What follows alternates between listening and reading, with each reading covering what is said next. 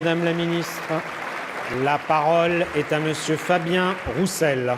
Monsieur le Président, mes chers collègues, ma question s'adresse au ministre des Comptes publics. Monsieur le ministre, la colère monte de partout dans notre pays. Les cheminots, les salariés de Carrefour, d'Air France, d'EDF, de la métallurgie, les éboueurs, les étudiants, les retraités, les infirmières, les enseignants, les agriculteurs, les avocats. Cette France qui travaille, elle souffre et elle gronde, car vous lui demandez encore et toujours plus d'efforts et de sacrifices. Et quand bien même vous donnez 1 euro d'un côté, vous en prenez 2 de l'autre. Et en face, que voit-on? L'arrogance des plus fortunés, et notamment ceux dont les noms sont mêlés encore à des scandales de fraude fiscale, comme Bernard Arnault et François Pinault. Cette fraude-là coûte au budget de l'État 60 à 80 milliards d'euros tous les ans. Au lieu de taper dans le porte-monnaie de nos retraités ou de ceux qui travaillent, au lieu de casser nos services publics, attaquez-vous à ce fléau. Vous avez présenté une loi contre la fraude fiscale. Mais en l'état, votre proposition de reprendre la liste européenne des paradis fiscaux, où ne figurent que 9 pays et pas les principaux, est un pétard mouillé. Surtout si les délinquants en col blanc se savent encore protégés par le fameux verrou de Bercy. Comment peut-on encore accepter qu'ils nous volent des millions d'euros et n'aillent jamais en prison?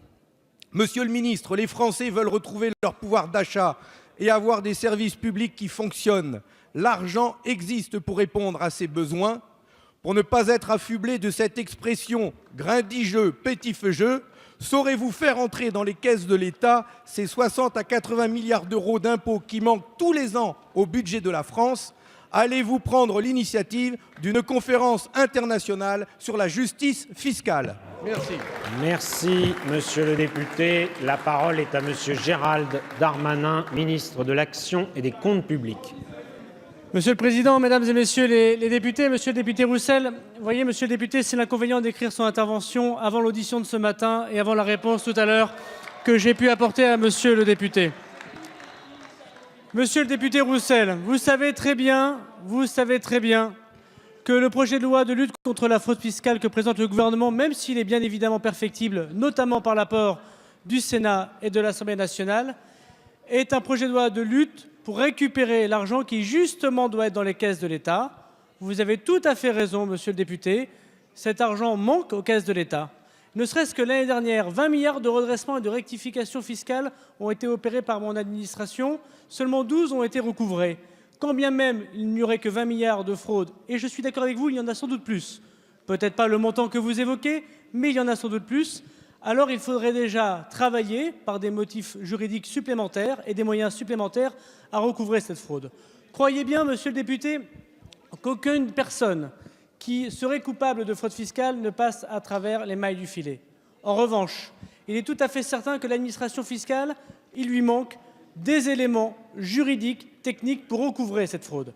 C'est pour cela que nous présentons la police fiscale.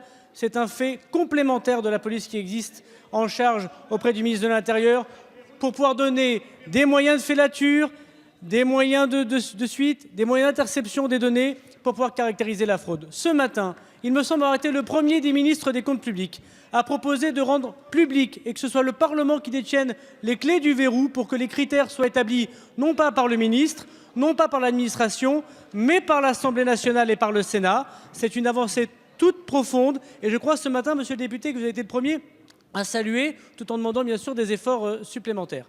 Et puis troisièmement, monsieur le député, j'ai moi-même dit avec monsieur le ministre de l'économie et des finances que nous lutterons très fortement contre les paradis fiscaux, où est-ce qu'ils se trouvent, en Europe et ailleurs. Monsieur le ministre.